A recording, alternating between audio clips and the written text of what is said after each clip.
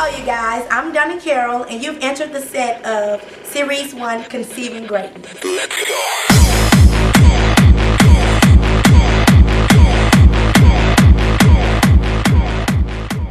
And on today, I'm going to talk about me.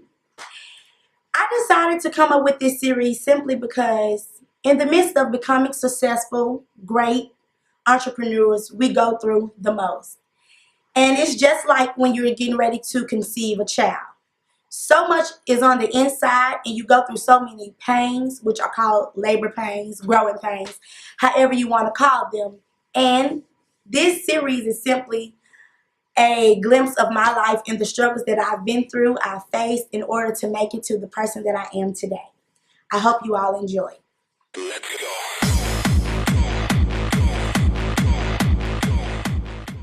Many of you all don't know, but I am 25 years old. I have a son that's 6 years old. I have twin girls that are currently 5 months. They're getting ready to turn 6. And the struggle has been very real since I've been walking into the entrepreneurship calling, as people call it. I got here simply because of a struggle that I faced with my family. My father passed when I was in the 12th grade, maybe like 7, 8 years ago. And my family went through so many obstacles in life. We lost everything. Our house went into foreclosure. And then we ended up renting a house around the corner from the house that we ended up getting evicted from. And the house that we rented, we ended up getting evicted from there too. And so our things were set out on the street. And so, long story short, I was fast and I got pregnant with my little son who's 6 now. And when I got pregnant, I went through a stage of depression. In this stage of depression, I didn't know what I wanted to do in life. I was just like moping around, being depressed. I guess what depressed people do.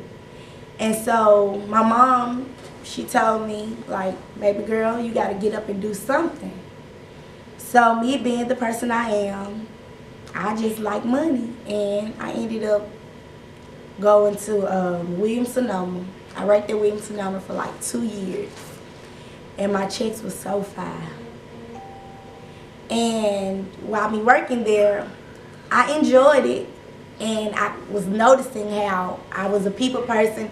Everyone loved me and I could get along with just about anybody. And I was like, I want more than this. Let's go. So I'm talking to my best friend, CC, and she telling me that she's in hair school. And she like, girl, my refund checks were so fine. And I was like, okay, well, let me go to school so maybe I can give me a refund check and be able to have some money put in a little savings account or something like that. Because mind you, my family had went through, a stage of poverty pretty much. It's just me, my mom, and my oldest brother. And we were pretty much just trying to make it. My mom had got a check from my dad's insurance policy, which was like $50,000, but we owed people, from when we were struggling before he ended up passing. And so that money didn't even last us a year. So with me going to hair school, I hated it so much. But I knew I wanted to do something in the beauty industry. I just wasn't sure what the something was.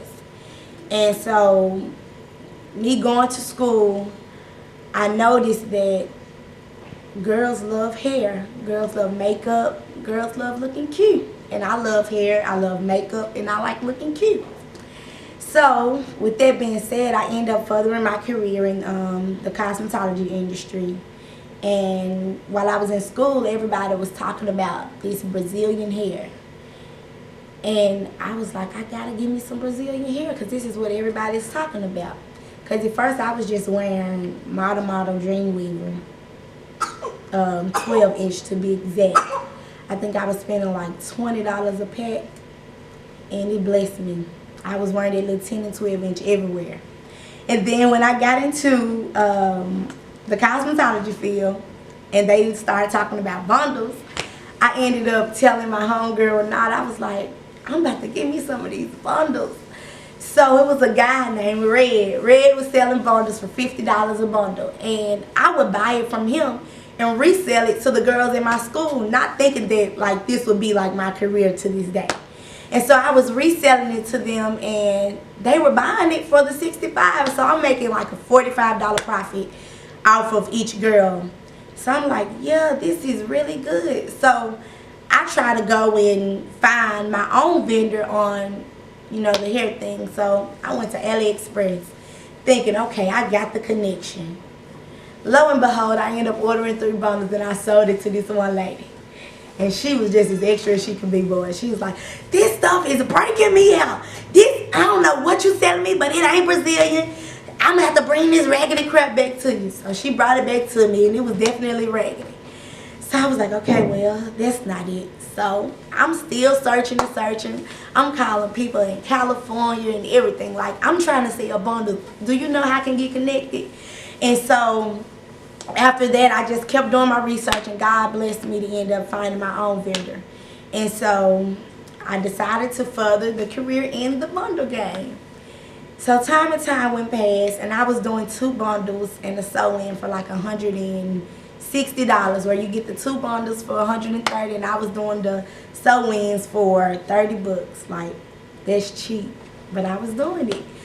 And I was so interested in getting my, you know, product out there that I didn't really care because I had no investment in my hands.